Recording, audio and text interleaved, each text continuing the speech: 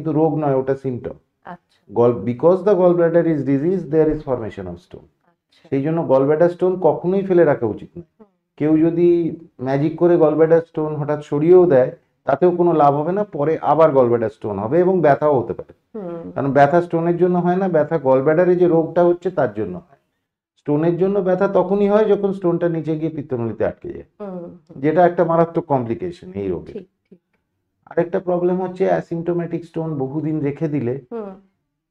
Documented incidence of gallbladder cancer হতে পারে, ও আচ্ছা। which is a very dangerous type of cancer, one of the worst cancers। তার হুম, কারণ হচ্ছে যে গলব্লাডার ক্যান্সারের কোনো ভালো চিকিৎসা এখনো অবধি মেডিকেল সায়েন্স খুঁজে পায়নি, বেশ। এবং এটা কিন্তু অ্যাসিমটোমেটিক স্টোন থেকে হতে পারে। আমরা হুম, এরকম পেশেন্ট দেখি হুম, যাদের গলব্লাডারে স্টোন আছে, হুম, কিন্তু তারা যখন এসে ডাক্তারের কাছে পৌঁছেছেন ফাইনালি, তখন তাদের গলব্লাডারে অলরেডি ক্যান্সারাস একটা টার্ন নিয়েছে।